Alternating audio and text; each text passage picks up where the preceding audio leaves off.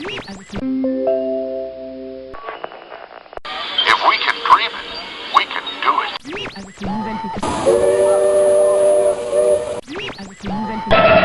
Commander Bolton, this is Base 3. We're ready for you at diver lockout. That door is opening once again, and this time, it's opening for you. And off we go! WDW Radio, your information station. Hello and welcome to the WDW Radio Show, your Walt Disney World information station. This is show number 65 for the week of May 4th, 2008. I'm your host, Lou Mongello, and I want to thank you for tuning in once again this week. We'll begin, as always, with our look at the Walt Disney World news, where I talk about a number of news items, including the opening of Toy Story Mania, a welcome change for DVC members, and a number of special events going on at Walt Disney World, and one just outside the parks where you might get a chance to peek behind the curtain of Imagineering and learn just how they create some of that Disney magic. Disney last week revealed the winner of the first ever Chief Magic Official contest, and Justin Machoni from Seven Fields, Pennsylvania, was named the winner out of more than 1,300 applicants. Justin joins me, fresh off the announcement, to discuss the application process, rounds of judging, winning the contest, and what the future holds in this once-in-a-lifetime opportunity. There's never a bad time to visit Walt Disney World, but many guests, whether they be first or 50th time visiting the resort, have to decide when is the right time of year to go for them. Often, the question of going on or off season comes up, as there are both benefits and concerns about traveling to Walt Disney World during both the busy season and less crowded times of year. So, to discuss the factors to take into consideration, as well as some of the pros and cons of each, I welcome back Jeff Pepper and George Taylor, fans and family men, to have a roundtable discussion about just that topic. I'll answer a few more of your emails before playing some of your voicemails at the end of the show, so sit back, relax, and enjoy this week's episode of the WDW Radio Show.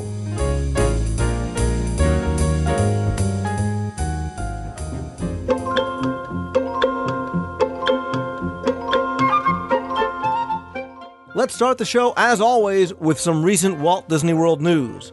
First, DVC members have been notified that as of May 4th, there will no longer be any daily internet charge for members who are staying at Disney Vacation Club resorts. Note that guests who are renting a DVC accommodations will still have to pay the daily rate for access, and high-speed internet access charges will still apply to members who are staying at non-DVC resorts. But if you are a DVC member and staying at a DVC property, you will now get free wired internet access in your room. Have you ever wanted to know some of the real secrets of Imagineering? Maybe how they create those fantastic colors, or how you can make fog and some of those other special effects? Well, now you can have a chance to meet the Imagineers, the scientists, and engineers of Walt Disney Imagineering, and see how they pull back that curtain to reveal how science makes the magic.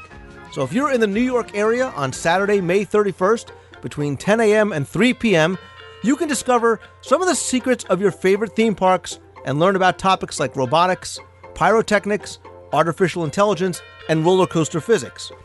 It's going to be innovative, creative, and a lot of fun, and it's going to be held at New York University's Skirball Center at 10, 12:30, and 3 p.m. You can visit worldofsciencefestival.com for more information. Speaking of festivals, a new festival is coming to the Walt Disney Resort later this year, as 2008 is going to mark for the first time the Orlando International Dragon Boat Festival is going to be held at the resort on Saturday, October 18th, 2008. It's set to become one of the premier annual dragon boat events worldwide, and it's going to be held in the downtown Disney area. The sport has recently grown in popularity in the southern states and Florida, and dragon boat racing is basically a sport that originated in ancient China, where 20 paddlers move in unison with the aid of a steer person and a drummer.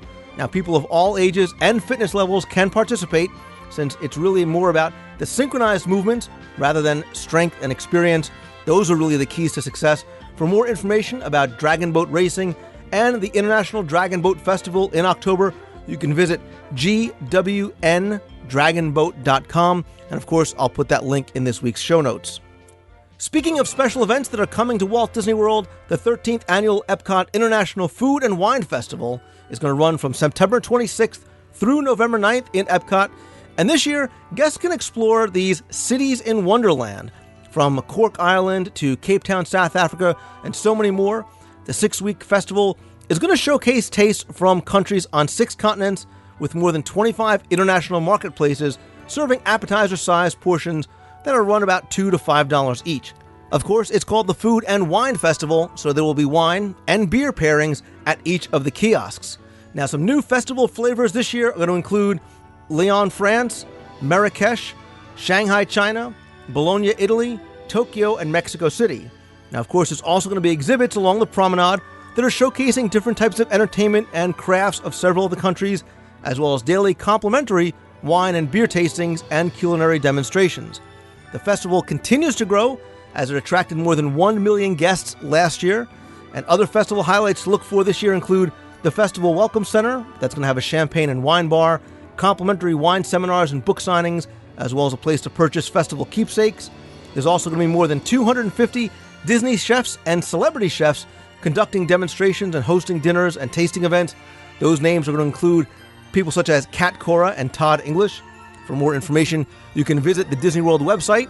And again, those dates are going to run from September 26th through November 9th. And it is a great time to visit Walt Disney World. Of course, as we get closer to the event, we'll cover it more in depth on the show.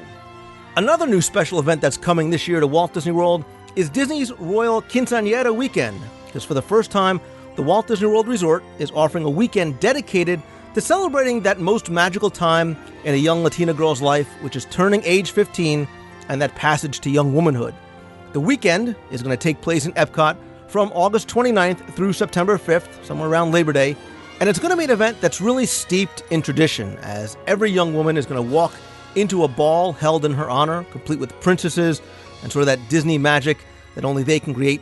And it's also going to be capped off by a private viewing of Illumination's Reflections of Earth.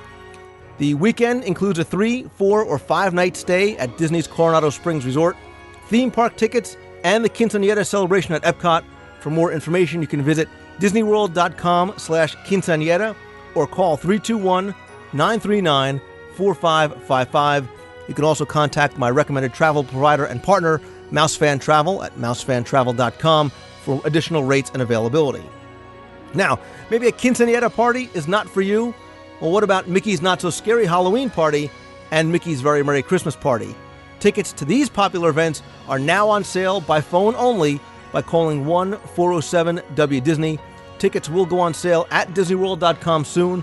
I'll also post the dates of both of these events in this week's show notes.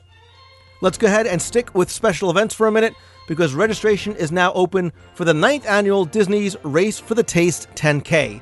That race is going to take place October 12th. It's going to begin with a ceremonial toast and fireworks display over at Disney's Wide World of Sports, and then runners are going to head on out on a 6.2-mile journey through the studios, including running through places like the set of Lights, Motors, Action Extreme Sun Show.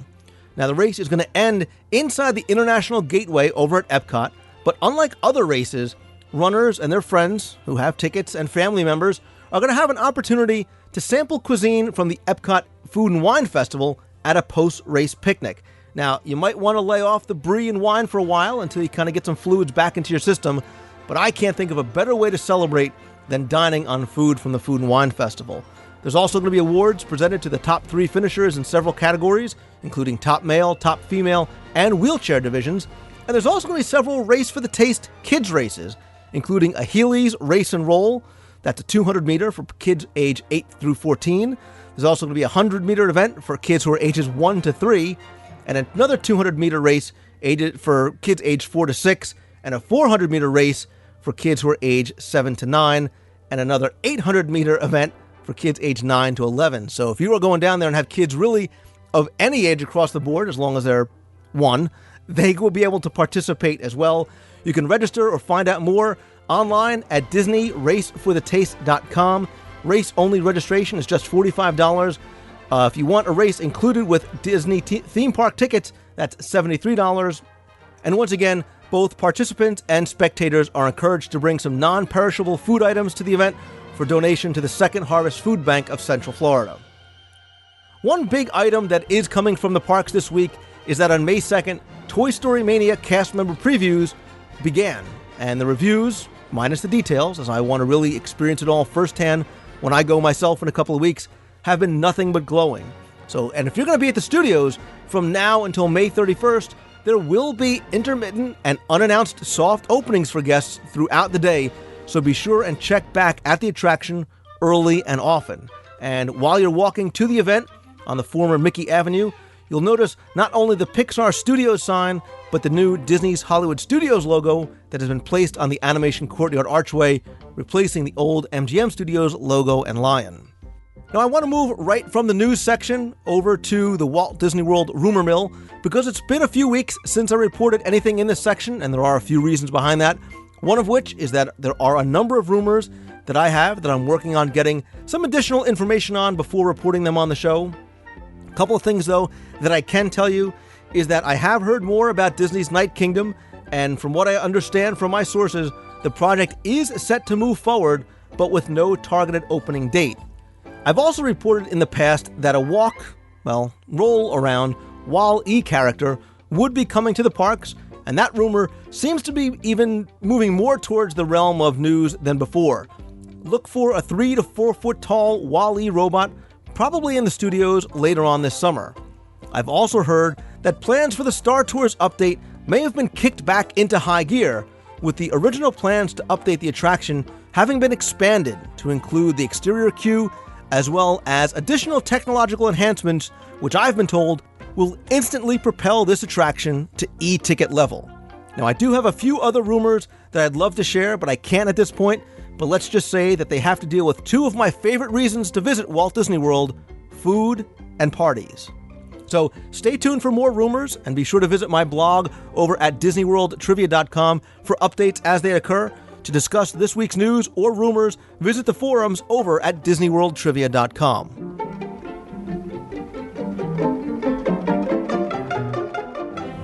Millions come to Walt Disney World each year to make memories. 3 travelers have come, though, for a different dream: becoming Disney Parks' first Chief Magic Official, or CMO. After 500,000 internet votes at DreamCMO.com, Disney Parks and CareerBuilder.com have brought the 3 top candidates to Florida, where they'll compete in friendly rivalry. Let's meet our 3. David Hawley, a 6-foot Scorpio and TV production manager with size 15 sneakers from Sacramento, California. Justin Machoni, 5'7" from Pittsburgh, Pennsylvania, just hopes his wife isn't too embarrassed by his dance moves.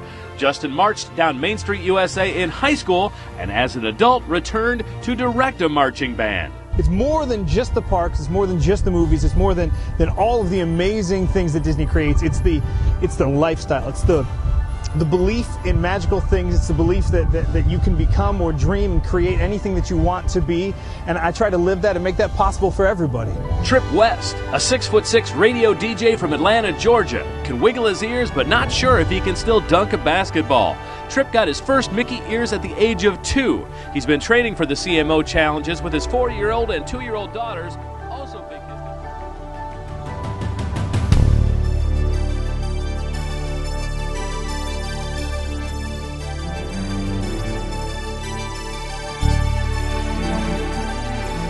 Are you ready for this?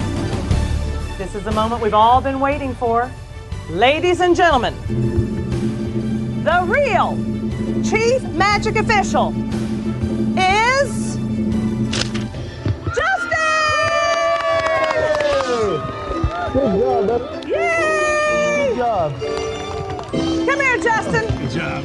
You all did a great job. Give them all a round of applause. Thank you for a hard-fought competition, and thank you so much to all of our finalists. You did a great job. Ladies and gentlemen, boys and girls all over the world, this is our first Chief Magic Official, Justin from Pittsburgh, Pennsylvania! Earlier this year, Disney announced a contest unlike any they had ever conducted before. Because for the first time ever, Disney partnered with CareerBuilder.com to give one person the ultimate dream job.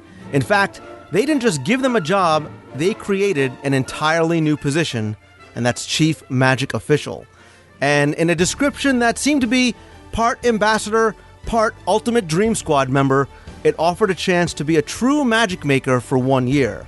The contest began this past January, and applicants had a chance to submit a video resume. From there, the field was narrowed down to 20, and online voting narrowed the field even further until the top 3 finalists were reached, and Ronald West, David Hawley, and Justin Machoni were those finalists. And on April 22nd, after an in-park competition, Justin was named Disney's first Chief Magic Official. So it is my distinct honor to welcome and introduce you to Justin Machoni, Disney CMO. Justin, welcome to the show. Oh, thank you so much, Lou. It's my pleasure to be here, and that introduction made me nervous all over again. And that's a lot of pressure. I can't believe any sort of pressure you'll ever have in your life will compare to probably what you've been going through the past couple of weeks and couple of months. And I mean, even now, I'd have to assume it almost might not have even hit you yet, because with the exhaustion and the anxiety and everything else, it must be an amazing feeling right now. It absolutely is amazing. I mean, the whole process from making the video back in January all the way through to today has been an absolutely incredible ride. I'm also not sure it's sunk in yet. I'm still kind of grasping at what all it entails and what all it means, and it's just been absolutely an incredible thing to be able to share with my family and my friends and Disney fans all over the world. So thank you again for having me on your show. No, it really is my pleasure. And let's kind of go back. Let's take a few steps back. And so Disney and Career Builder, they announced a number of months ago, I guess probably back in January, a contest where you could be named this first Disney's Chief Magic Official. And the details about the role and what it would entail were kind of sketchy. But what made you see this and decide that you wanted to enter? They were a little sketchy at first, and I think they were intentionally vague. I've been a Disney fan my entire life, and as many of your listeners, I'm sure, are in the same boat. I've always dreamt of working for them. And when I started to read through what it was that they were looking for, the type of personality, the type of passion, the type of Disney nut, I said, okay, I'm kind of good in those categories. I think I've got what they're looking for. And when I got to the part that this position was going to be somebody who got right in kind of to the front lines and made magic happen for guests, that this would not be just a figurehead position. This wouldn't just be somebody who gets the opportunity to say, look, look, Mom, I want a trip, I want a contest. It would be somebody who really got to make magic and create dreams. I said, you know what, that's worth following. So that's kind of where it started. And I think that was really the appeal. I mean, I've always personally felt that the Dream Squad members had probably the greatest role in the grand Disney Parks cast of being able to really walk around and make people happy, and to be able to do that as in sort of an honorary position like this was just kind of the ultimate job. Oh, it absolutely. I mean, this position really is the ultimate dream job, and I agree with you about the Dream Squad members. Every Disney cast member has the opportunity on a daily basis to make magic happen, and just in this past trip, I saw several who go way out of their way, and I know you know many of them as well who go above and beyond to make that happen. But the Dream Squad members are given that task every day, and they wake up in the morning knowing that really their purpose for that day is just to go out and make people smile and make magical memories, and I'm going to get to hang out with them. That's a pretty cool thing. Yeah, when your job, when you win a job where, the Magic Kingdom becomes your office and making people happy is your job. I mean, it does not get any better than that. No, it really doesn't. And, happiness is one of those things that just seems to, not coming up with the right word here, but it reinvents itself. When you make somebody else happy, you can't help but be happy yourself. And then the person that you touched in the first place hopefully goes on and spreads it, even farther. And it really, the effect that you can have when you set out with that goal in mind every day is incredible. Yeah, and it's, Justin, it's because that you feel that way. When I watched your video, I can tell you this now, when I watched your video, you could see that passion that you have come through. And your video really stood out to me from the beginning because I saw it and I said, wow. I said, this guy has it. Whatever quote unquote it is, you have it. And it was the child-sized purple Disney princess's bike helmet, wasn't it? well, there was something else, too. There was something else very, very creative that you did, and I applaud you for, that I think really caught people's attention. Tell us about some of the wordplay that you did. I'm a word person. My wife is an English teacher. I am not. I mangle the English language on a regular basis and then try to cover up for it by saying, no, it's a new word, really. I'm one of those people who gives nicknames to all his friends and those kinds of things. And when I met with a couple of friends and some people who were helping me brainstorm ideas, we wrote all these things down on a big whiteboard in the classroom. We said, okay, these are all the qualities that we think they're looking for. These are all the qualities that I think I possess. These are the different categories they could fit into. We started just kind of mix and match, and while they went off on other tangents, I kind of stood at the whiteboard and just literally started drawing lines from one to another, crossing out letters or, Xing out a syllable here or there, and I started to settle in on a few key themes and found out that there's no way I was going to be able to say or explain all of the individual ideas I wanted to in 60 seconds. So I said, okay, here's a way to tackle a couple of ideas.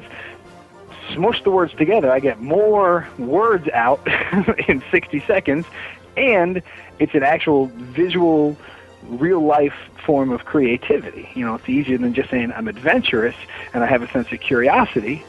Okay, well, how does that actually play out? Well, you push them together, you redefine it as a sense of adventurosity, and things look a little different. Yeah, and that plus and I'm going to link in the show notes to your video because it's something that people should really take a look at, because it wasn't just the use of the words. And, we all sort of share that love for Disney, but there was something about the way you portrayed it, like I said, that I think really made your video stand out as one of the exceptional ones. And that's why out of those 1,300 applicants, you get the call. You make it to the next round. Tell me about what getting that call from Disney was like, and then what the next few rounds were like for you. Every step of the process, I was shocked. Honestly, I'm one of those people who submitted my video and then jumped onto the website and watched almost all 1,300 other videos, I think, over the course of a couple of weeks, because I was really interested in getting to know other Disney fans and seeing what their passions were. And there are some incredibly talented, incredibly gifted, creative, passionate people out there. And I watched these videos and I said, there are so many people who are deserving and would be fantastic in this role. So I legitimately, I didn't get my hopes up when I got the call from the marketing firm that was handling the calls that I made it into the top 20. I was thrilled. I thought, man, that's awesome. Somebody watched my video. Somebody liked my video. I've at least been seen. Somebody somewhere knows my name. You know what I mean? And so I was just thrilled to be at that step of the game. And the next part of the process involved an interview. And honestly, my initial kind of goal I set for myself, I'd set up front, if I get the chance to make the top 20 and have a 30-minute phone interview with a representative from Disney, that's my prize. I will get the opportunity to talk to somebody, share my passion, ask them some questions, and just engage in a real live conversation with somebody about working at Disney. And I kind of set that as my goal. So when it went beyond that, I really was very surprised. I got the same phone call from, fortunately, the same woman who became very good friends with mine. Actually, I still have both of her voicemails saved on my on my cell phone just because I don't want to delete them yet. So when she called and said that I'd made the top 10, again, I was floored by the opportunity. And as you know, and as many of your listeners know, I'm sure, the voting phase, which was a 3-week frenzy, voting amongst the top 10 candidates, was just an absolute rush. It was incredible, and I had myself convinced again, you know what, this is great. Don't get your hopes up. You made the top 10. Disney fans out there are watching your videos. You're getting a lot of great feedback from people, but, let's be realistic about it. So when I found out that I made the top 3, I am still working on trying to describe exactly how that felt. Yeah, I can imagine, now knowing, okay, this is really taking it to the next level, and the feeling must have been indescribable. So tell us now, you're in the top 3 with the other 2 guys, with Ronald and David. Tell us about what happens now and what that last part of the competition entailed that actually took place in Walt Disney World. It did. Last Wednesday, the 16th, we flew down. I got a chance to meet Ronald, who goes by Trip, and David. And I got to be honest with you, I want to give them a shout out because I hope that they're listening. They are fantastic guys. They're awesome fathers, and being able to share this experience with them and see them and interact with them made it even that much better. I mean, it really was an incredible experience to share with them. So we get down there on a Wednesday night, and they put us up at the Yacht Club Resort, which was wonderful because I am normally a value resort kind of budget, so I loved that opportunity. And we went out to dinner with a bunch of members of the Disney team who were going to be producing the web videos and who were working on the in-park promotions and all of those kinds of aspects of the competition.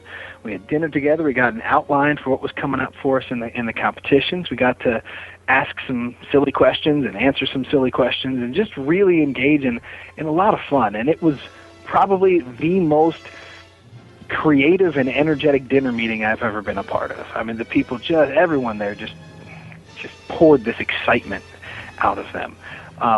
Then we moved on to the contests.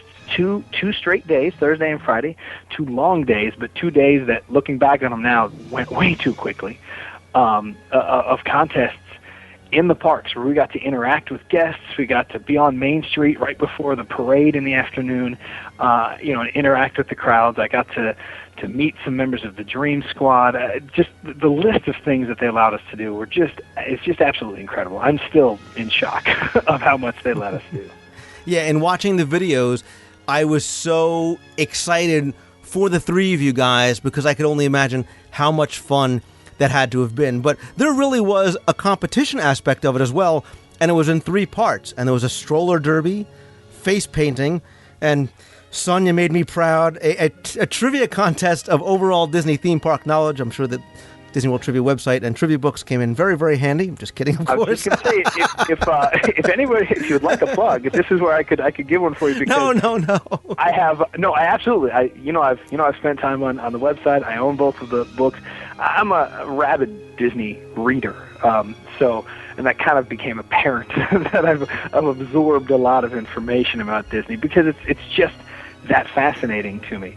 So I'm glad I made you proud. That's good. I was. I'm sitting there watching him going, my boy, he's making me proud.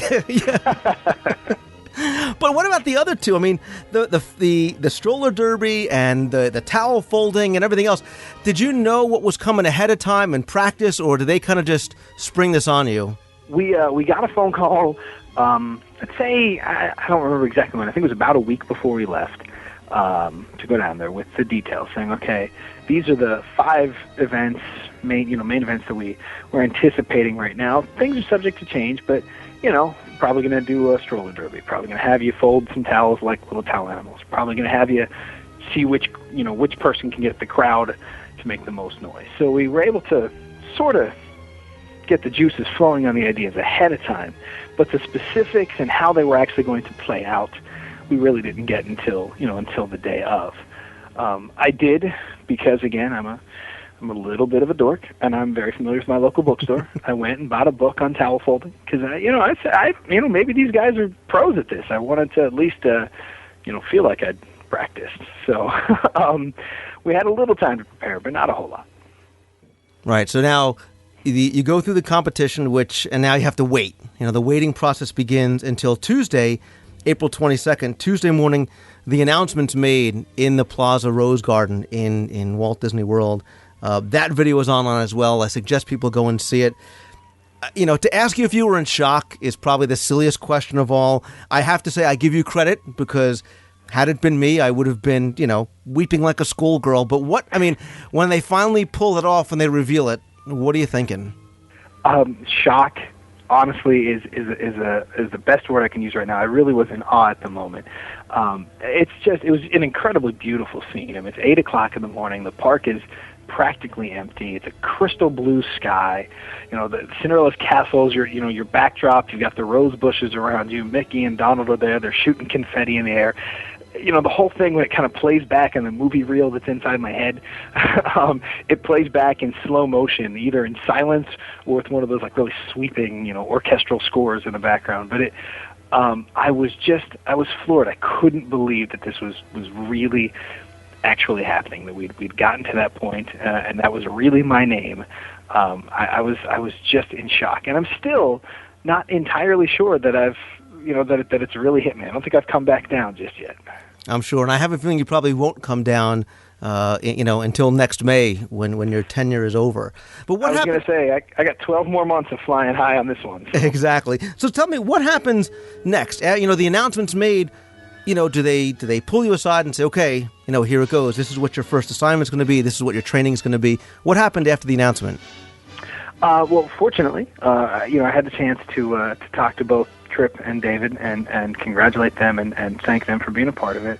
Got to spend a little time with my family. They were very gracious about letting us take a lot of pictures, and really kind of embrace the moment. And then, actually, because of the way the schedule worked out, since I am officially a cast member of the Disney parks, and a part-time cast member that'll be working out of Walt Disney World and Disneyland throughout the next 12 months, I got swept off right away, and by 9 o'clock that morning was in traditions class at the Disney University. So it did kind of move pretty quickly from there. Wow, I'm smiling when you said that, because I could just imagine what that must have been like. Have you always sort of dreamed of being a cast member, or did you ever kind of look back and say, God, I wish I would have gone and done the college program or done a summer down there? Oh, not doing the college program is one of my many many regrets from that point in my life. And honestly, I was really very, very close in 2002 to just picking up and moving down there. I'd gone down, I'd interviewed in the casting office, and I'd said, okay, this is what I'm doing. And I came back up to Pennsylvania to pack up my stuff and get ready to move. I had about a 2-week window between apartment leases, and circumstances in my life changed very suddenly, and I stayed here, and it worked out exactly the way it was supposed to, because I got a great job here, and I met my wife, and I did all these things. But that little dream, that nugget of saying, I want to be a cast member, I want to work for Disney, never left me. And 6 years later, it's been fulfilled, so it's pretty incredible.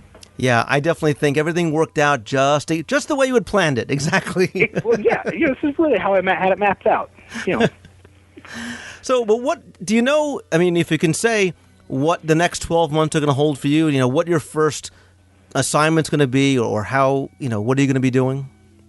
There's a lot that I can tell you, a lot that I can't tell you, and that's not out of a lack of desire to tell you. A lot of it I don't know. We're kind of figuring it out as we go. I can tell you that hopefully I'll be able to make 8 trips. There are 4 trips that are kind of required as fulfillment for winning the position, and then other optional trips, and I am going to take them up on any optional offer I can. I'm not turning anything down at this point. I can tell you my very first assignment is coming up in just a couple of weeks. May 13th, I'll be flying back down to Walt Disney World, where I will get to participate in some pretty special events and be a part of some unique things. And I don't want to say anything or give anything away, but people who read your website and listen in often might know of a certain attraction in a certain Florida park that might be opening in that time frame. So wow, good for you. That must be amazing. Now, obviously, you have to leave your home, and I assume that you have a real job up here. If I could ask, I have a home. what do you do, and how are you kind of going to be able to balance your real job versus responsibilities? Is your employer, okay with this? Are they Disney fans? My work environment up here in Pennsylvania is absolutely fantastic. I'm a director of music and fine arts for a church, and it's a fantastic community of people that really embraced this entire process. They rallied behind me. They voted for me. They threw voting parties when I was away and couldn't be there. And even this morning, my first Sunday back since the trip, they showed the video from Tuesday morning, the announcement ceremony at the start of our worship services this morning. So they've really been incredible about embracing it. Everyone is thrilled. I still have to sit down and work out some of the details about the vacation time and the travel time and how to cover responsibilities when I'm not there. But I really could not have asked for a more supportive environment. They've been incredible, and that makes it. That takes a big burden off. I'm not worried about sweating those details out. Right. That's great. And like I said, Justin, clearly you have a passion for Disney that really came through, and the Disney company must be very, very happy and proud of their selection, along with all the people that cast more than 200,000 votes for you along the way. I really want to congratulate you, tell you how happy I am for you, wish you all the luck and success, and really savor every second along the way. Oh, I promise you I will do that, and I really appreciate your kind words. It's been incredible, and I know that when I go out in this position, the really neat thing about this job is it's not about me. It's about all of the dreams that I'll get the chance to see come true. And the really cool thing there is we can take other people's dreams, with us, and we can hopefully inspire the people that we know and the people we interact with to keep those dreams going. So I'm thrilled to represent all of the Disney fans that I've had the chance to meet already, and I can't wait to get started. And I'm hoping that at some point you and I will be down at the same time and we can actually cross paths. I will make sure of it. And, please, Justin, keep in touch with me. I'd love for you to let us know about your adventures and your experiences along the way. And you have an open invitation to come back anytime and keep us updated. Hey, that I will take you up on. Absolutely. Like I said, I will put links in this week's show notes to all of Justin's videos as well as the Disney CMO website. Justin Miccioni, Disney's first Chief Magic Official. Congratulations, my friend. Thank you so much, Lou. It's been a pleasure. Thank you. Have you ever dreamed the dream of the children? Just imagine the magic their minds can see.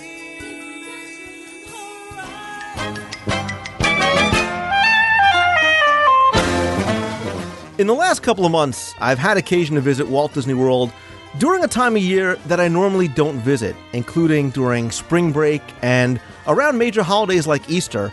And let me tell you, it's a very different experience than traveling to Walt Disney World during, say, the first week in December for a number of different reasons. And that actually led to a discussion with both Jeff Pepper and George Taylor, not just about the differences between going during the busy season and less crowded times of the year, but what some of the pros and cons are, and maybe what's most important in our eyes. So what I wanted to do was invite them both onto the show to have a sort of roundtable discussion about just that topic. So I want to welcome back two guys who are more than just self-proclaimed Disney geeks and handsome faces to their adoring fans, Jeff and George. Welcome, fellas. Thanks, Lou. It's like Disneyland all over again. But anyway, I want to start off by saying that for many, many years, I've always said that I would avoid visiting Walt Disney World, not just during the summer months, but during some of the busiest times of the year, like Easter. And of course, I now find myself in Walt Disney World almost more than I'm home. And this past Easter season was a very interesting experience.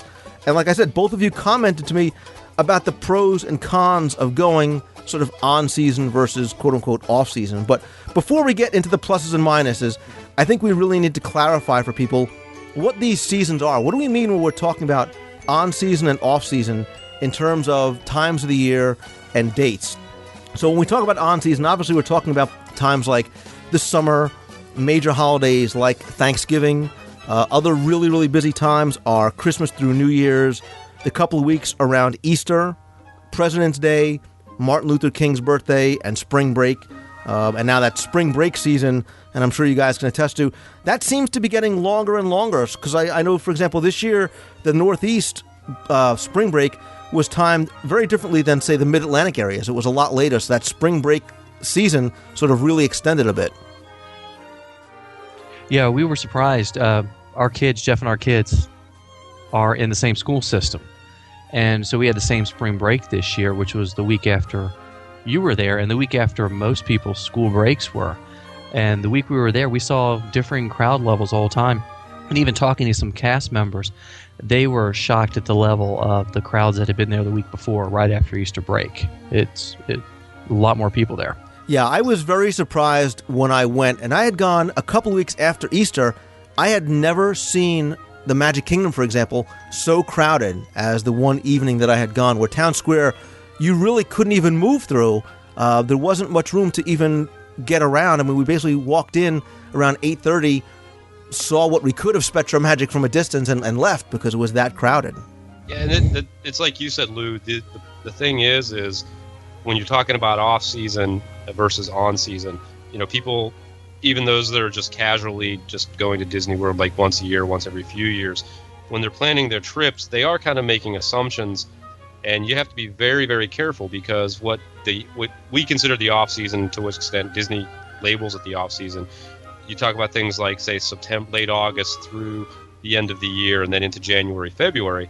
But you have to watch, because there are certain things that keep popping up more and more now that used to not be very traditionally crazy, and now they are. And like you mentioned, Martin Luther King weekend in January, President's Day weekend in February. It seems that anything that can possibly be a 3-day weekend that can even then people attack, a vacation day or a personal day onto to extend it, those are driving crowds, and it's taking a lot of people by surprise, because even though they know it's a holiday weekend, they're just not assuming extreme crowd levels, and some of those levels are getting very, very extreme at those times. Exactly, and there are some times that you want to talk about the most extreme of the crowd levels. You're talking basically the couple of days before Christmas till December 31st, President's Day, the February 15th through the 17th, Easter week from about mid-March to the 25th, 27th, even really middle of February through middle of March. Obviously, July 4th, Thanksgiving weekend. Again, I mean, you want to talk about, and we'll talk about cost later on, but expensive and crowded, in some cases, very, very hot. Those are the extreme ends of busy on season. Yeah, when you're talking about the seasons, I can remember going on trips past when you would hit late September, late May, and walk on everything. And I think, the guests are so much more sophisticated now, and they're doing so much more research. They're, this quote unquote off season doesn't really exist like it used to. It's just not as busy as the peak holidays, and I just think that's a fact of life now. So many people are researching it, learning about it, listening to an awesome podcast. This one, say that, get the check in the mail, and it just snowballs, so to speak. Well, yeah, and I think what spurred a lot of our discussions, I know George and I were discussing a lot because we were down there that same week last month, and then just you and I when we were talking about it, Lou, is that there's so many factors now coming into play that are impacting the quality of your vacation either direction. If you choose to go in the off season, if you choose to go in September, there are benefits, and everybody, like George just mentioned, used to have the mindset that, you're not going to have the crowds, it's going to be a much more relaxed experience, the rates are cheaper, and there are so many advantages in that regard that are starting to evaporate a little bit. But at the same time, I don't think people were always as clear about the disadvantages, and unfortunately the disadvantages are beginning to kind of rear up and be more significant. And so it's almost like when you talk about when you want to go, you really have to sort of quantify very specific things. And one of the things that kind of spurred us this year to go in the spring, we avoided, like you said, the spring and the summer for probably over 10 years now. Our children, when they were preschoolers, we were able to go in the fall, and then we were lucky to be in a school system that had consistent fall breaks, usually at the end of September, beginning of October. And we thought, okay, this is ideal, and that's how we always wanted to do it. And we avoided summer and spring, and it's reached a point where, as many people know, the school systems are getting just militant about giving you time off if you want to pull the kids out of school, and it's become fairly controversial as to whether you should do it or not.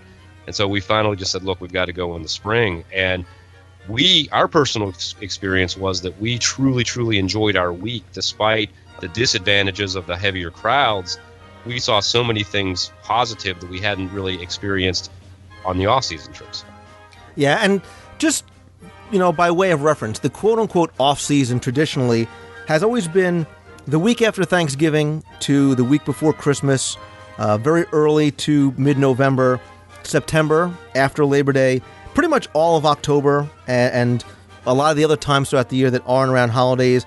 Now, like you said, there's a lot of other things that are coming into play, whether they be special events or parties or changes in times of breaks, things like that, other incentives that bring people down that are making that off-season kind of go away. I mean, February through April has always been somewhat of a gamble. Now I think even more so.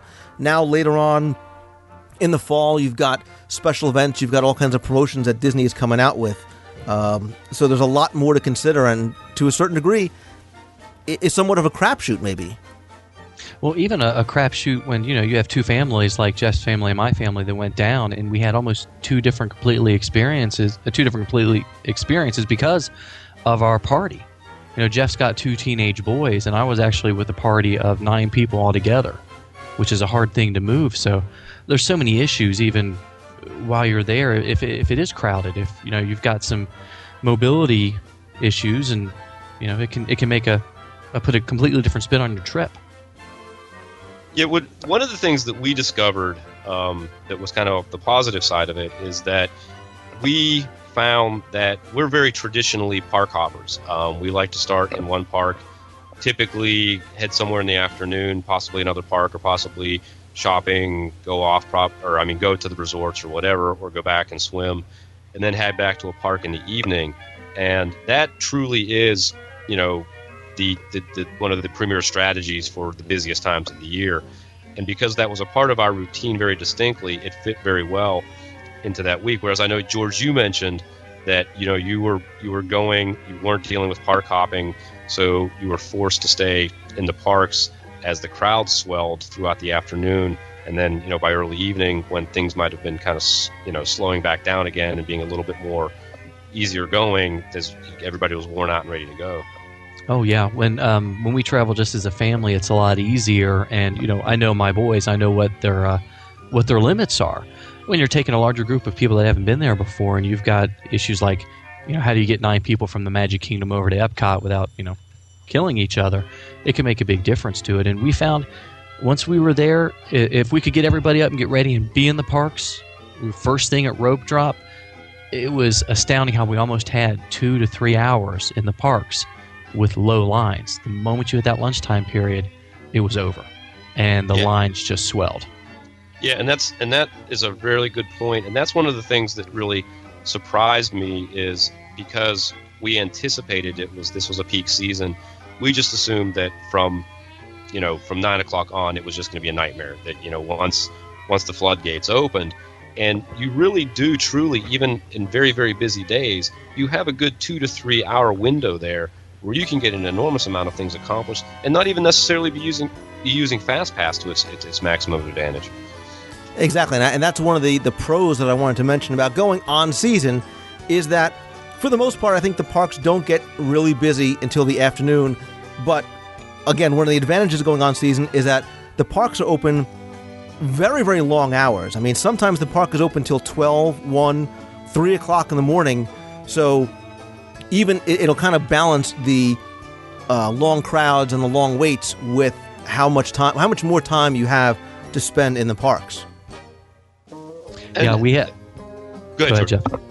Okay, I had a coworker that had to go the week before, the week that you were there, Lou, and she came back and told me that they waited 180 minutes for Test Track because that was their teenage girls, that was their favorite thing. But because they had a different age group of kids, they were able to stay in the Magic Kingdom one night till almost 2 o'clock and take advantage. And they said that last hour is where they saw the times drop on a lot of the attractions.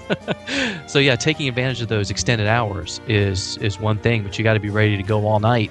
Throw caffeine down there and keep it going. Well, there were some really noticeable things, Lou, that just really stuck out to me from the week there that just I had not anticipated. And again, this was my experience, and I don't, you guys can kind of jump in and say, if this is isolated or if it's more broad, but a few of the things I noticed were that restaurants weren't nearly as crazy, and it's because at the peaker seasons they have more restaurants open, and they have them open more extended hours. Whereas when you go at off season, they have less restaurants open, and everybody kind of funnels into those, and they bottleneck. And we found that our food choices were much more extensive, and that the wait times and even the restaurants weren't as crowded.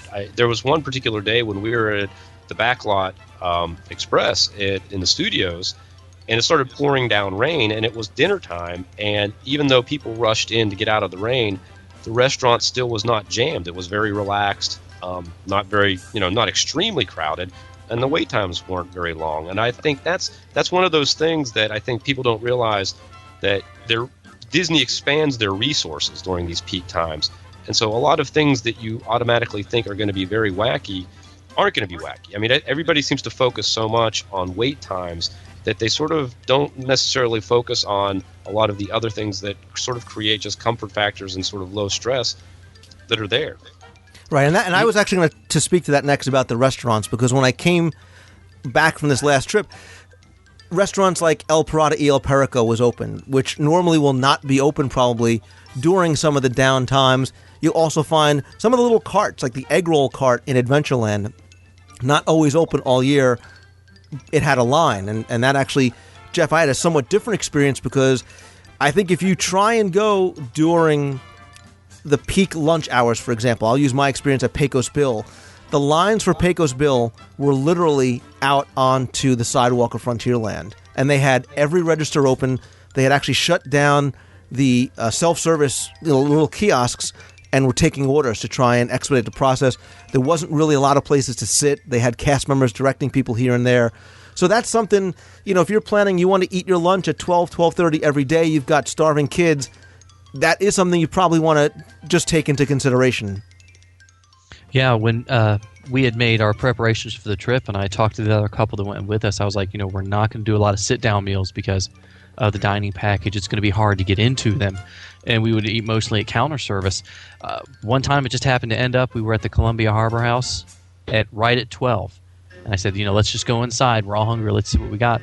Hit an open line, got the food, went upstairs, and within 10 minutes, they had cast members blocking people from going up the stairs because there was no seating. They weren't letting people come back down.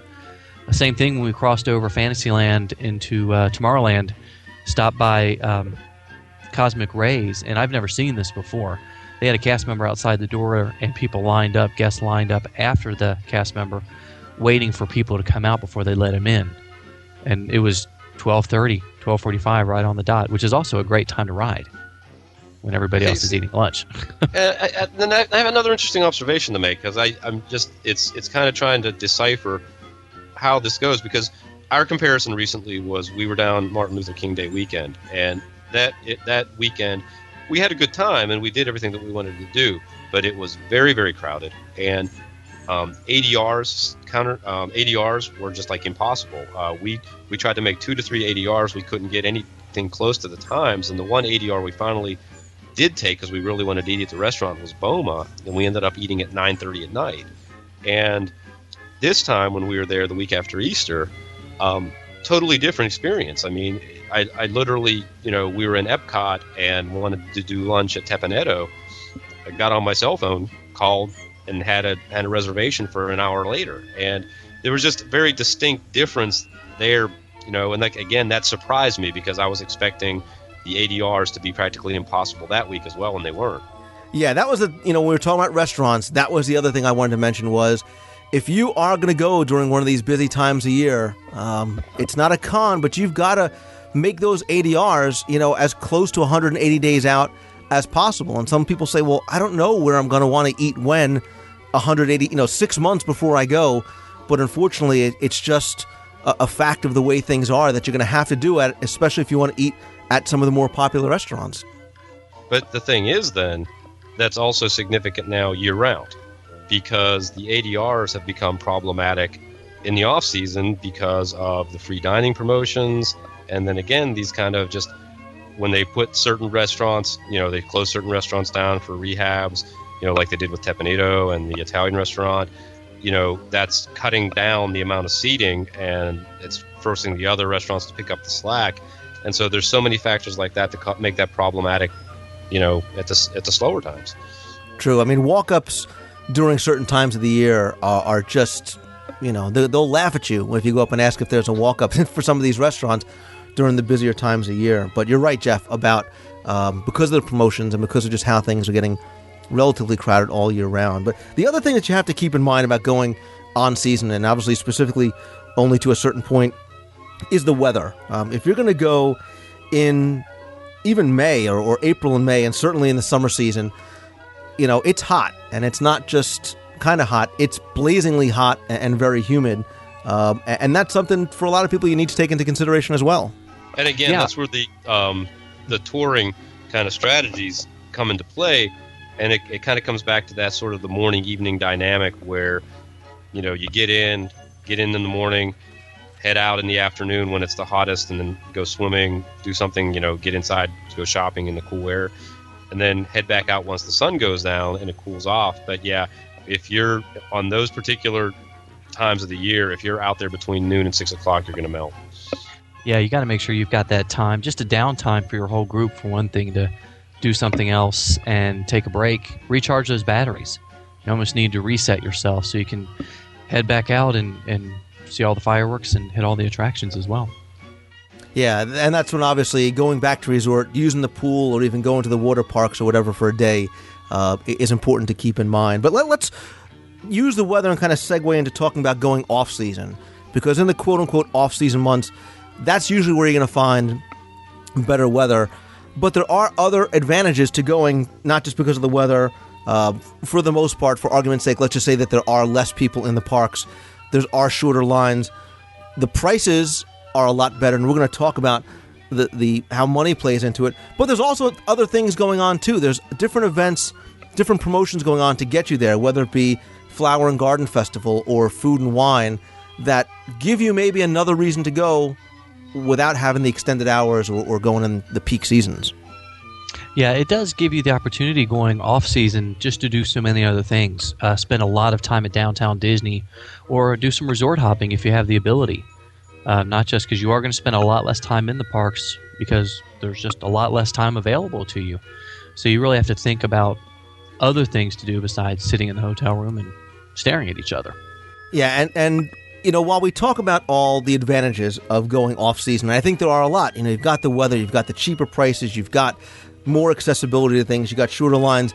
There are a lot of cons that you need to take into consideration as well.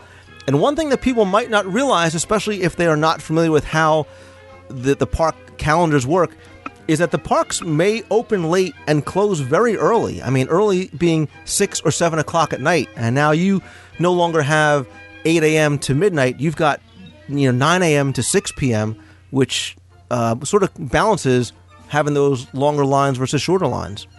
Yeah, when Jeff was talking about that earlier, just having the ability to, jump in and out. With the shortened hours, you have a lot less time to park hop. If you go to one park and it's a lot more crowded and you want to see something else, time is such a huge factor while you're there for the week or however long you can stay. And just the fact that the lines are going to be shorter, you might experience more. You have a lot less time to spend there. The shows, the fireworks may not go every night. Exactly. So there's a lot of things to look out when you're planning for it.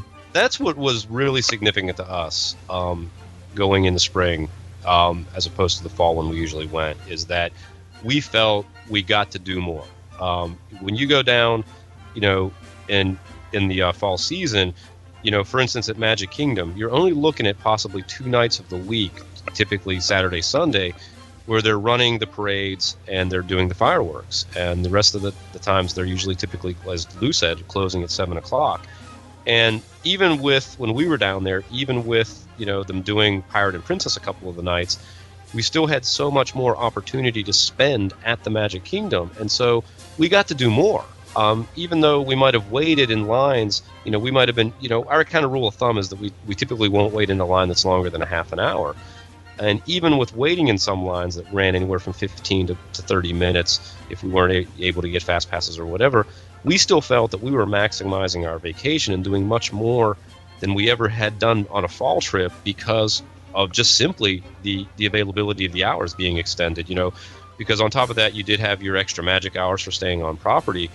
And, just the fact that you didn't have, we didn't take advantage of the 2 a.m. stuff because we were all dead at midnight. But just the fact that we were able to stay till midnight that's 5 hours longer than any time that we would have been able to stay in the Magic Kingdom during the fall. So that's a lot more. And the other thing that you can do, I think one of the things that there's so much that you can do in parks. There are so many attractions, I guess I'm trying to say, is that don't have the long lines. I mean, everybody focuses on the headliners, but there are always a significant number of attractions that you can do that have minimal waits, like the Transit Authority in Tomorrowland. You pretty much Mickey's Filler Magic is always a walk on, unless you're at very, very extreme times of the year. So the extended hours just makes a big difference.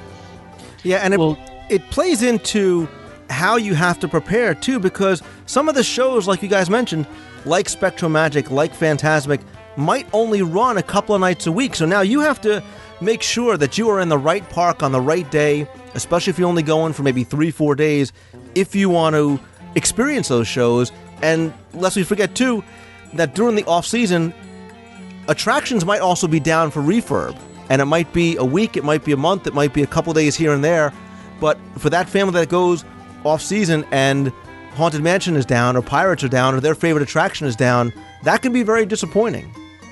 Yeah, you made a good point there, Lou, because the thing is like when you only run Phantasmic 2 nights a week or Spectrum Magic 1 night a week, then you can guarantee that crowds are going to be driven right to that night. So Magic Kingdom on a Saturday night is going to be a mob scene over and above just what the normal crowd levels are, but then you have everybody heading there because it's their only opportunity to catch those specific shows or the fireworks that entire week. Yeah, Jeff, when you were talking earlier about how your family was touring and what you would wait for, when you listen to Lou's show and all the voicemails and the people that call in, for a lot of people, this is a one trip every 3 years, or this is their trip of a lifetime, and they don't have the luxury of having been there 20 times and knowing everything. That's a big part, even going on or off season, because if you go during the busy season and you're a veteran, you've been 30 times, you're going to take it slower, you're going to look for things, you're going to have a completely different trip than somebody who hasn't been in 5 years. I think, once again, that goes back to what you're talking about with the research. And, and Lou, you were talking about, making sure you nail down exactly what you want to do as well in advance for making those ADRs and, getting your schedule down, because that can make a big difference in your trip. Yeah, and when we start talking about the economics of it too, because there are shorter hours, because there really is less time to enjoy the attractions, because some of these attractions might be closed, or if you go in January, one of the water parks might be closed. When you talk about the bang for the buck factor, it might not be as appealing as it is, because the ticket prices stay the same. The resort prices might differ, but your ticket price is always going to remain the same. It's not going to vary depending on when you go. So that's just something you need to consider as well. And the big issue for a lot of people, anybody with families, and we kind of just danced around it briefly, maybe because of the controversy that surrounds it, like Jeff alluded to, is taking your kids out of school. Obviously, it's a huge pro if you're going off season, because the kids are going to be off for the summer. They're going to have off for spring break or winter break, whatever it might be. Taking them in the off season, chances are their school is in session. And this could really be a separate discussion for a separate show. Again, because there is such a controversy, because people are so passionate about it. I think that you need to do what is best for you and your family. Take into account the age of the kids, the level of education, what their school is like, how they feel about it. Me personally, when I was a kid, my parents took me out of school. I was always given assignments to do. I did them in the car and back at the room, like any good dork would do. And me personally, I actually read ahead. Like, I would read a couple of chapters ahead. God, no wonder why I never dated. I would read a couple of chapters ahead in my books, so I wasn't playing catch up when I got back. But again, that's not me trying to dictate. You need to do, and you guys have kids too, you need to do what works for you. Yeah, there's a lot of political issues that, with your local school system and what you can and can't do. And I think, with Jeff and I, with our families having the kids in the same system, we saw that this past year. And I know we're both looking forward to our first fall break, middle of October, end of October, early November. There's like 5 days the kids have off school. My wife is a seasoned veteran of visiting the theme parks, and she knows what's going on. This last trip in April really got to her, and she vowed she would take the kids out of school whether or not the principal wanted us to, and just to enjoy the less crowds and the heat, going in the off season. But you're right, Lou, it's a personal decision that only you can make, and you could probably have a couple of screaming and yelling matches. still See, not come up and with a good that's idea. interesting, George, because and to the counterpoint is what we experienced is that we anticipated it being so much more worse because of just it being peak season going, that we discovered that it was very adaptable and very easy to work with. And we scheduled another trip in June when the kids are out of school again, and we don't anticipate big problems there as well. I mean, it was just and because, at least from our standpoint with the school stuff, it has become such a headache to pull the kids out. It turns into such an issue with teachers and the administrations at the schools that we found that we felt that we were just really worrying too much about getting there in the fall when we still had a very good vacation during the busier times. Yeah, and just to kind of wrap that point up, it is so personal depending on your school and what you are comfortable with. But one of the things I think that we have to talk about when we talk about going on season versus off season is cost. And again, park tickets for the most part are going to remain consistent, but Disney really has its own set of quote-unquote seasons at its resort hotels. And we're just going to specifically speak about staying on property, because there will be differences in the prices of your room based on when you go. There's a value season, there's a regular season, there's a summer season, there's even a peak season and a holiday season. So if you want to save money on when you go, that's when you need to look in as well. And obviously, the off season is going to be the least expensive, and we can talk about some comparable rates. And there's also, and I'll post these on the site, believe it or not, the seasons for each level of resort vary depending on the resort. So, for example, for a value resort, quote-unquote regular season is March 30th through May 21st, and then again in October, November. But for a deluxe resort, it's March 30th through July 19th. It's far extended. And for a campsite at Fort Wilderness, it's for March 30th through August 2nd. So, again, when you're talking about the economics of it, you really need to look very carefully, or call your travel agent or call Disney and see what's going to work best for you dollar-wise. Yeah, that even pulls through with my family. We're Disney Vacation Club members, and they're a little more what they call their seasons. They have the adventure season, which of course is the cheapest for your points that you can spend on your accommodations. They have the adventure, the choice, the dream, the magic, and the premiere. And the premiere is March 16th through the 29th, December 24th through the 31st. So again, it follows the same as the rest of the resorts, but they have 1 week out of the month will be an adventure, and the rest will be a choice or a dream. So they're following the same calendars with your points as well. So yeah, and just by way of example, let's talk about real dollar figures that we're talking about. So, for example, for a value resort, during the value season, a standard view would be about $82 for during the week. Sunday through Thursday nights would be $10 more. It's $92. During the holiday season, that goes up to $129. And for one of the family suites, for example, over at All-Star Music, that jumps from $184 up to $315. So you're talking about a really significant change. For moderates, that can be less pronounced depending on when you go. A standard view during value season is $149, regular is $165, peak is $189 up to $199, and holiday is up to $205. So it could be an additional $50 per night, depending on when you go.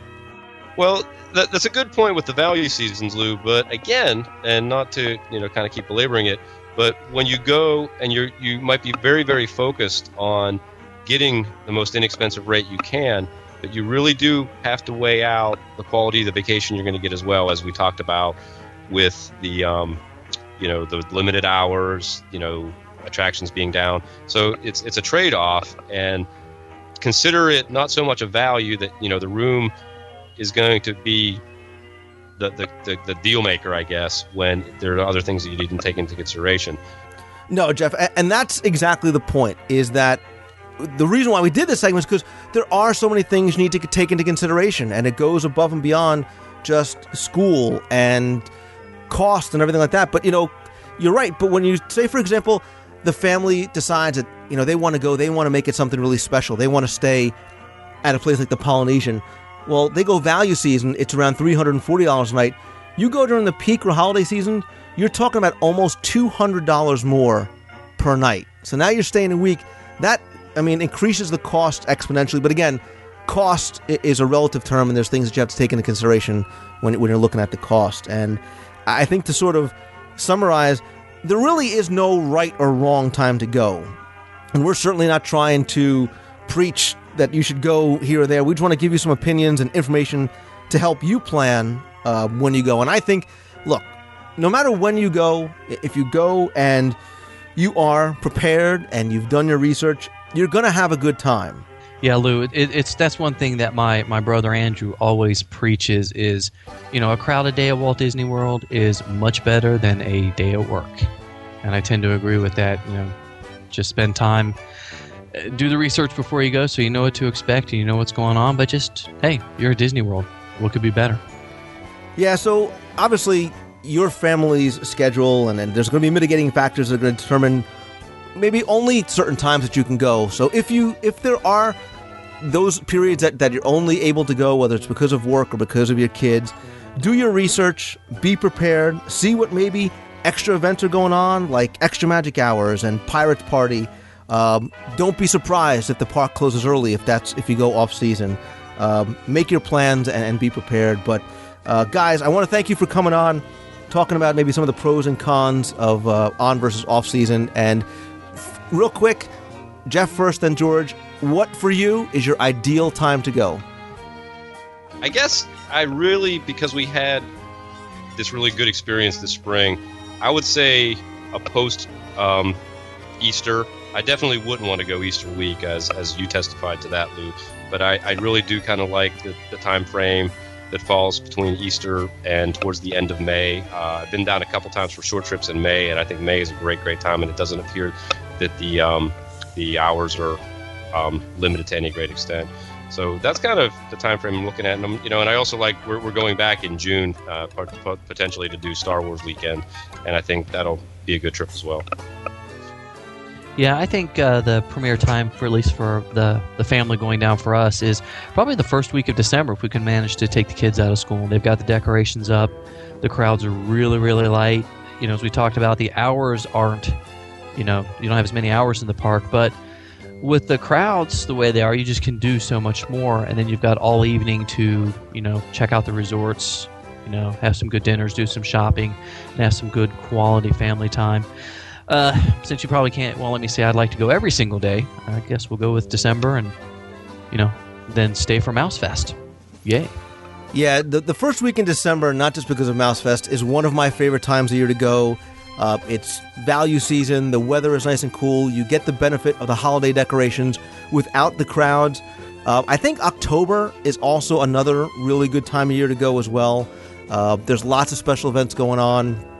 There is food and wine. Again, the weather is much better than you're going to get in the middle of the summer, but you can still go and enjoy the water parks and the pools and things like that. So there is no bad time of year to go, I think is probably what we would say. So, guys, thanks again for coming on. I really appreciate it. Thanks a lot, Thanks, Luke. Luke.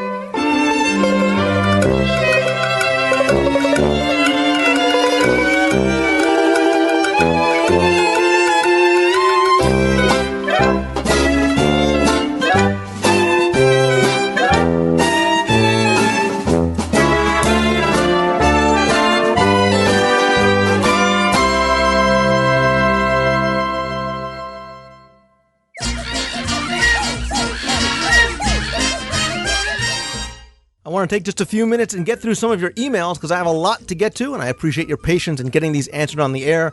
The first one says, Dear Lou, I love your show and have been a faithful listener since shortly after receiving my first iPod this past Christmas. I have a question that I've never seen addressed in any books or podcasts. My husband and I are visiting Walt Disney World in December. This year, with another couple, we're all in our 40s and have no kids. Anyway, the wife and the other couple and I wanted to go to the nightclubs at Pleasure Island and or the boardwalk during our trip and do some dancing, but we have two issues.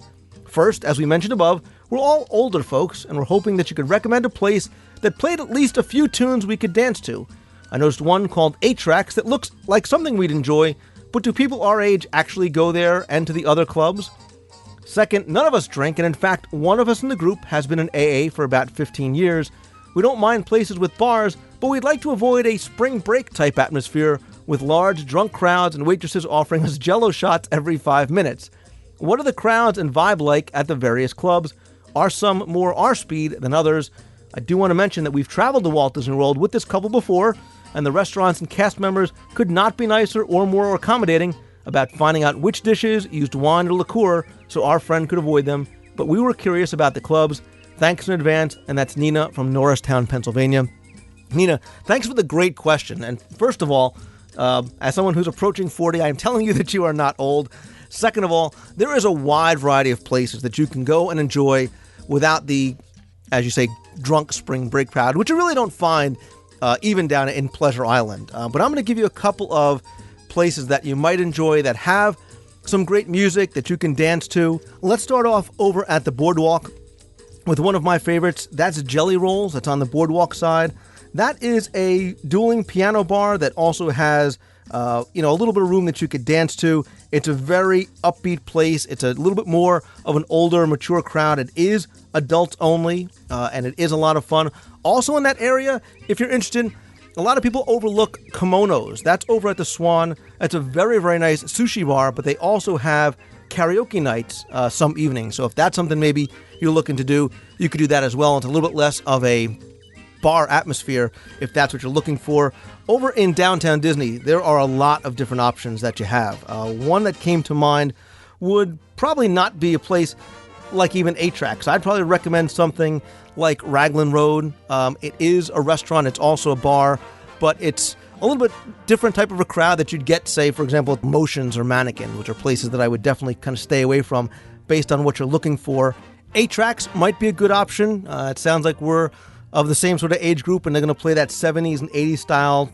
I guess it's old school for kids today, but that type of music. So you're going to get a little bit different type of crowd there. It's probably going to be in the upper 30s, low 40s, as opposed to what you get, with the Mannequins, a place like that, you're going to get the 21 crowd. There are other places there as well.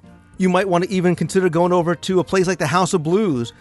They do have live music there, especially on weekends, where you can do a little bit of dancing. And along those same lines, there's also Bongo's Cuban Cafe, which is right next door on the west side. There you can also get great food. They have live salsa music, and there is a dance floor that can get pretty packed, but again, it's a different type of crowd than what you might get from some of the Pleasure Island clubs. And something else even to consider too, think about some of the resorts. So for example, the River Roost over at Port Orleans Riverside, that's a place that next to Boatwright's Dining Hall is the little River Roost Lounge. They have a great menu of appetizers. It's not a place that you feel like that you have to drink, but they also have Yeehaw Bob, and that's Bob Jackson. He's a piano player that is really nice, and it's somebody that appeals to all ages. You can get up and dance a little bit or sing along with Bob if you want. That's a great alternative as well. But I think that you really do have a number of choices depending on what you're in the mood for, how much dancing you want to do versus being able to just sit and talk and relax with the type of crowd that you're looking for. But whether you go to the Boardwalk or whether you go to downtown Disney, I think you have a wide variety of choices. But if I had to select maybe one or two, I'd probably suggest Jelly Rolls as first and maybe Raglan Road as second. Next email comes from Barbara, a listener in Pennsylvania, who said, Lou, I'm a new listener and emailed you twice already with some comments. Now I have two questions. First of all, I hear you mentioning doing a DSI sometimes. What in the world is a DSI? I've looked on acronyms and didn't find anything that would explain what this is. Second question, on your Animal Kingdom show, you referenced a book, I think, that Joe Rohde wrote that explains in detail the Imagineering behind Animal Kingdom. I have not been able to find this. Was it a book or incorporated into another book? Your help in finding this would be appreciated. One comment on a reason why I love Walt Disney World, I need a wheelchair to get around due to arthritis. Walt Disney World is the one place I can go where they accommodate so well people with disabilities. The rides are for everyone, no matter what size or what problems you might have. They will stop or slow down the rides so people can get on, and I never have to worry about not fitting into a seat. I love your program, and I'm now going through back some of the old podcasts I've missed, already planning our next trip. Thanks, Barbara. Barbara, all right, first questions first. Again, I apologize when I sometimes make reference to things that I take for granted. And DSI is one that, if you haven't listened to the show before, you shouldn't know. That is short for Disney Scene Investigation.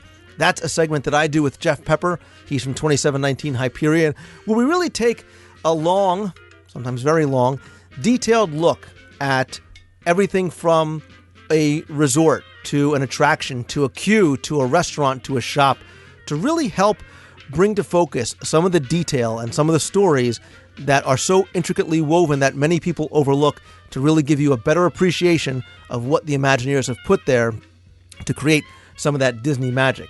Second, the book that you're referring to that I think I made reference to is called The Making of Disney's Animal Kingdom Theme Park. That's by Melody Malmberg, Malmberg. I will actually put a link to that in the show notes.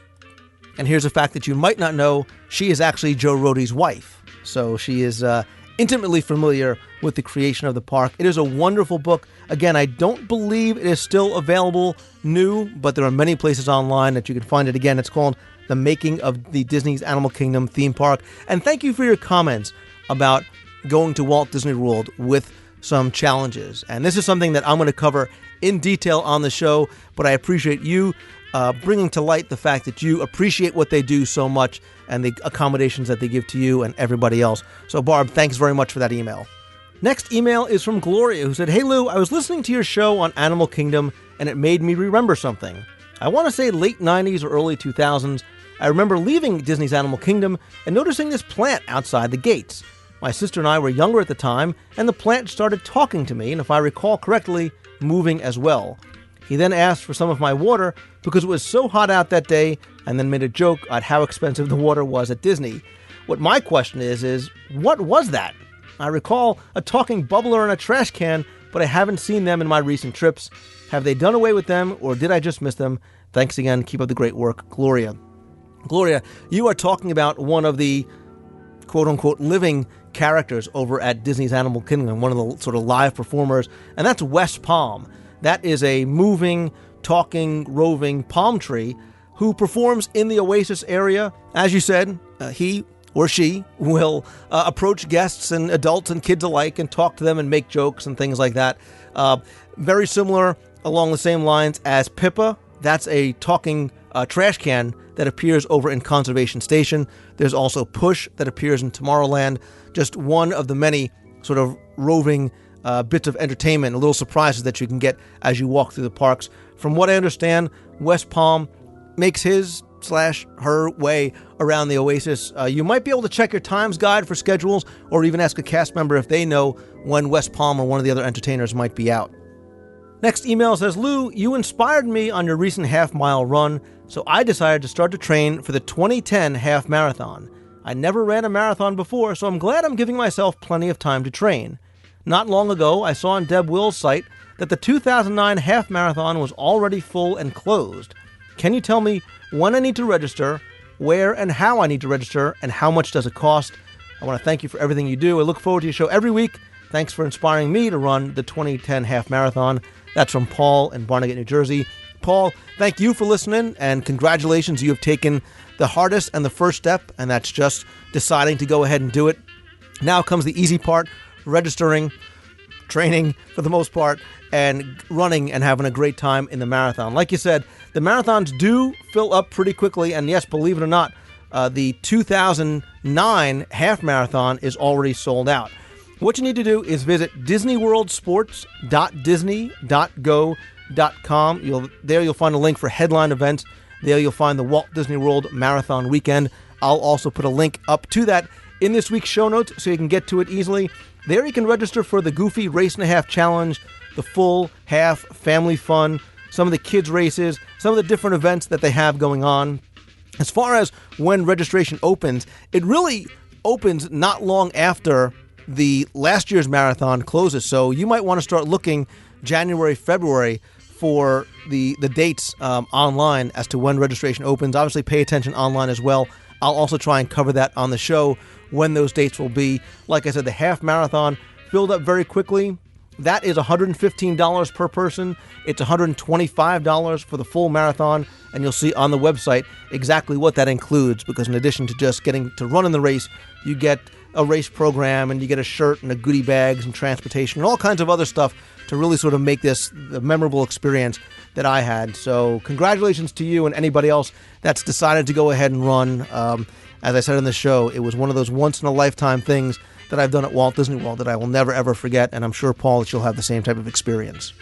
Next email isn't a question, but it's a comment, and it's from Jonathan Levy, who said, Lou, I live in Southern California, about 100 miles from Disneyland, so I get to go about 3 times per year.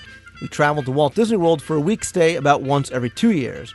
They are just different places with some common pieces, and in listening to the discussion of Disneyland, yes, I'm running a bit behind, you mentioned the difference in the queue areas and that a lot of restaurant seating is outside.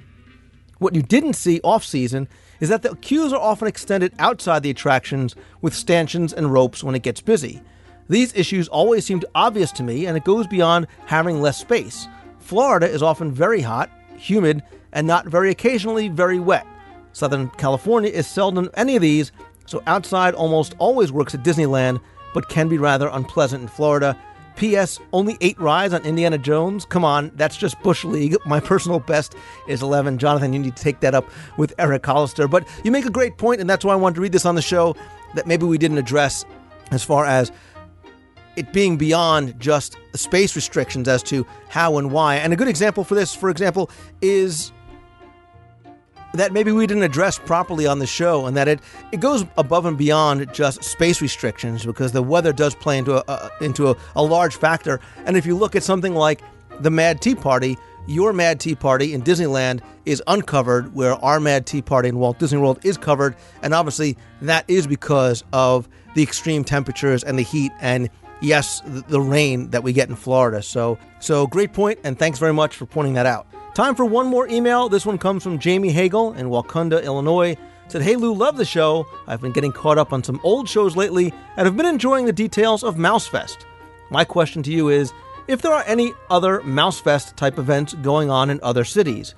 Because of work schedules, we're not able to attend Mousefests, and I think it would be great if there was one near where I live. I live in a suburb of Chicago, and I'm sure there are plenty of people who would enjoy this. So just wanted to know if there were any. Also, I love the Animal Kingdom music, especially the one from the safari. Do you know where I can get a copy of this? I sometimes hear you play it. Keep up the wonderful work. It helps me get my fix until my 5-month and baby-to-be are old enough to go to experience the magic. Jamie. Okay, your first question was about Mousefest type events. For those who may not be familiar, Mousefest is a yearly gathering of Disney fans in Walt Disney World, usually around the first or second week of December. Those events take place with in-the-park meets, out-of-the-park get-togethers, dinners, group rides, a lot of different type of things. But as far as Mousefest type events outside of Mousefest, a couple of things come to mind. The first would be Magic Meet. That's a yearly event that's been held for the past 5 years. That is now held in Camp Hill, Pennsylvania. That is a gathering of about 500, 550 Disney fans who like to get together outside the park. There are guest speakers.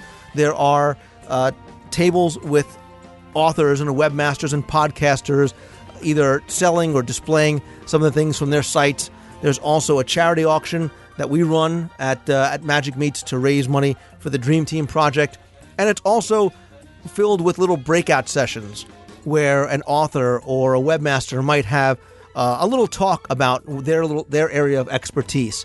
That sells out pretty quickly, and again, that's held once a year, usually around mid-July. Another thing that you might want to look into is the NFFC. That's the National Fantasy Fan Club. That's a national organization with local chapters throughout the country of Disney fans, to a certain degree, more so Disney collectors, people who like to collect Disneyana, different types of collectibles. But they have a lot of local chapters. I know in Jersey, I believe there's one. If you go to nffc.org, you'll be able to find a list of chapters that might be in your area. I know, speaking for the New Jersey chapter, they will hold meetings every other month where somebody will get together at a certain location or somebody's house. There may be a guest speaker. They may just talk about Disney things. There might be an auction to raise money for charity, but just a chance, like you said, for Disney fans to get together. Again, so I would look at mousefest.org to find out about going to Mousefest. You can also look at magicmeets.com nffc.org, and also look to wdwcelebrations.com. That is a new website where there are events that take place throughout the year, such as the Disney's Animal Kingdom Wild Decade event. There's the Celebration 25 event that sort of kicked that off, and a number of other events that will take place in Walt Disney World where Disney fans can get together. You can find out more information there at wdwcelebrations.com. As far as music from Disney's Animal Kingdom is concerned, one of the best places to get it is the Animal Kingdom soundtrack CD. There are about 16 tracks from there, ranging from the Tree of Life theme to background music that you might hear in the Oasis or in Discovery Island. There's also a bonus track from Diggin' in Dino Land. That'll give you a good sampling of some of the music from around the parks. Other music that you might be looking for specifically, like the radio, might not be on this CD, but some of it is actually from artists that perform the music that you can buy on individual CDs from them. So, for example, this track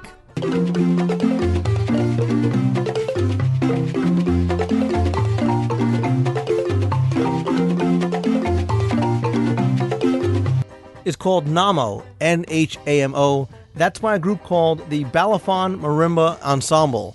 That is something you can find on Amazon. Of course, the trick is to actually find out what the names of all this music really is. I do know that a couple of the other groups that have done some music, say, for example, for the Flame Tree Barbecue area, are not only Balafon, but a group called Jai Uttal, Jaiuttal, as well as a group called Outback. So if you search on Amazon, you might be able to find music by these groups that might be some of the Animal Kingdom music that you're looking for specifically.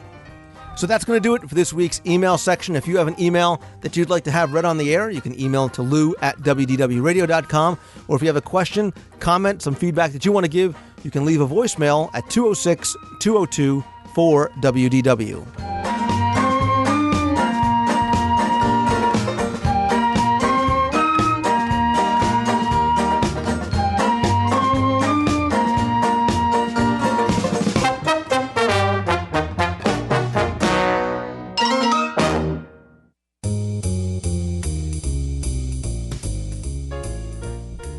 Thank you for tuning in again this week. I hope you enjoyed the show. I want to extend my thanks and congratulations once again to Justin Miccioni, Disney's first Chief Magic Official. I look forward to hearing from him during his tenure as he makes some true Disney magic. I also want to say thanks to Jeff Pepper and George Taylor from 2719 Hyperion and the Imaginerding blogs, respectively, for joining me on the roundtable. Hope you found that helpful and enjoyable.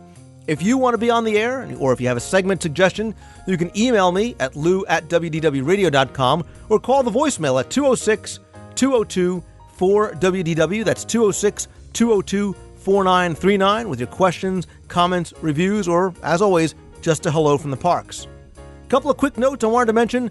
Be sure you head on over to DisneyWorldTrivia.com to join our forums. On the site, you can also find my blog, news, and articles from guest columnists. There you can also get your copy of my books or audio guide CD, and be sure to check out my new preview video for Main Street USA on the homepage or the audio guide information page. I also want to let you know that in the next week or so, I'll be a guest on my friend Gary Chambers' Mouse Lounge podcast at mouselounge.com. We have a very interesting discussion about a variety of Disney topics, and it's a show that I recommend you check out anyway. Also, at WDWradio.com, you can visit our show notes page, where I'm going to have links to stories and segments that I covered this week. I'm also going to have some links to some resources that I think can help you plan and enjoy your Walt Disney World vacation, whether it be getting discount Disney tickets from OrlandoFunTickets.com, planning your vacation with the best personal service and lowest possible price with MouseFan Travel, or storing all those vacation necessities that you need and use each and every time you visit in your personal storage locker from ownerslocker.com. Many of you have asked me, and I'm still working on the Adventureland audio guide CD. I should have a release date for that coming very soon. Also want you to listen in for some additional announcements I'll be making on the show as well. And of course, I have a lot more planned in the coming weeks, including some more special guests and some great trivia and history segments, travel planning tips, and more. I'll also be back in the parks a number of times in the next few weeks and months, so stay tuned to hear how you can join me as I record segments live from Walt Disney World. And as always, if you like the show, you can come on over and post your comments on the forums at DisneyWorldTrivia.com. You can find the link there from WDWRadio.com. Also, please review the show in iTunes, and more importantly, please help spread the word and let others know about it. Have a great week, and thanks for tuning in again. See ya!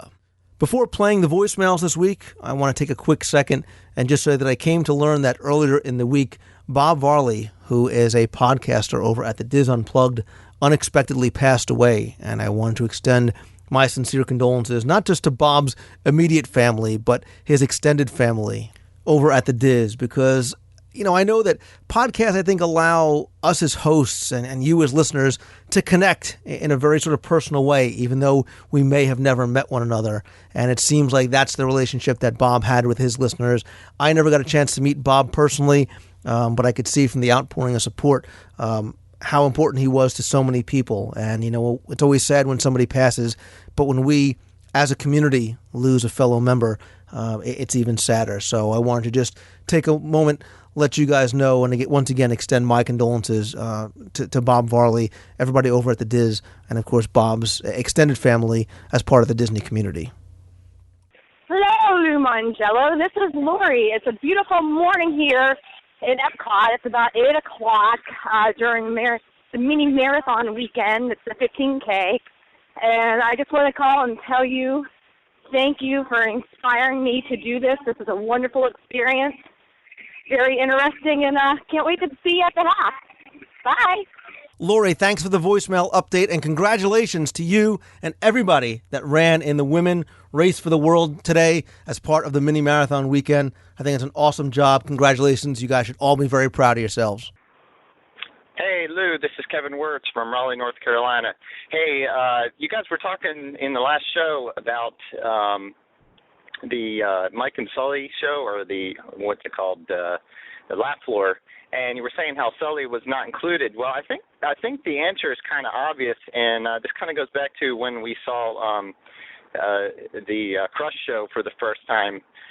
When I first saw it, I thought, well, they must be using some kind of technology that changes the person's voice to sound like the character. But then after I saw it and I heard slight variations in the voice, I'm convinced that they just use a number of different actors that can imitate the voice. And so I think with the Laugh Floor Comedy Club, well, Mike's a pretty easy character to imitate, and Roz, I mean, anybody can imitate Roz, right? And same with Crush. I think that, that's a little bit more easier voice to imitate, but I don't think that it'd be pretty hard to get a good Sully imitation. John Goodman has such a rich voice that I think it'd be pretty tough to get actors who could really do a good job imitating his voice. So that's just my impression on why Sully's not included. But that's all I had to say. Talk to you later. Thanks. Hey, Lou, it's Captain Mike from Bayside Marina. Just listening to show 64, and you had an email asking about Tapestry of Nations, Tapestry of Dreams, and talked about the music being played after Illuminations, but what you should have mentioned also is during Illuminations, there is a portion where you can see the parade on the globe. Now, it's during a part where there's a lot of fireworks going on, so a lot of people are looking up, but if you keep your eye on the globe, you will see the large puppets, and it's just about maybe 15, 20 seconds worth. But I thought I'd just clue you in to maybe look down. Like you always say, you got to look around a little bit. So, great podcast, Lou. Keep up the great work. Looking forward to the rest of the tour guides you're coming out with, and keep in touch, buddy. And finally, a number of you have emailed me asking if I'd play this once again. So here it is from listener Jesse Maseglia, his version of the WDW radio show song. Disney World's a place where I love to go. All the hidden Mickeys I surely know. But I live far away, I can't go every day. It's a good thing that I have WDW radio. It helps my Disney knowledge grow. Hosted by Lou Mongello, it's my favorite podcast show. Looking into things with a DSR, and the rumor mill gets my hopes held high. Memories clearly seen in the